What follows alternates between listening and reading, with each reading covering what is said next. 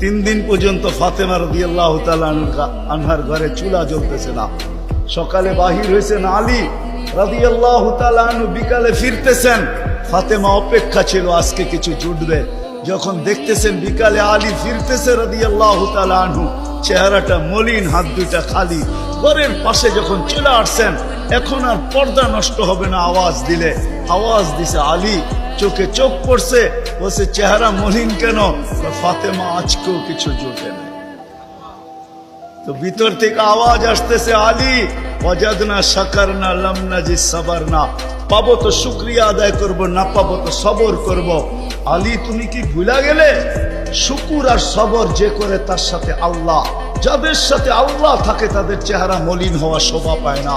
আলী তোমার চেহারা মলিন কেন? হাসবে তো দরজা খুলবো, নাইলে খুলবো না। হাসি দিছেন, দরজা খুলা দিছেন।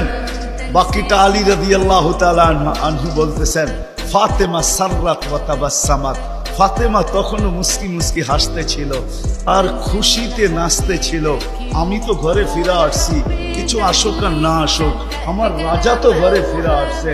বলে আমি আর নিজেকে ধরে রাখতে পারি না, কাঁধে হাত রেখা বললাম, রাহিমাল্লাহু ইমরাআতান, তোর মতো মেয়েদের উপরে আল্লাহ কিয়ামতের সকাল পর্যন্ত রহমতের বৃষ্টি বর্ষণ করবে।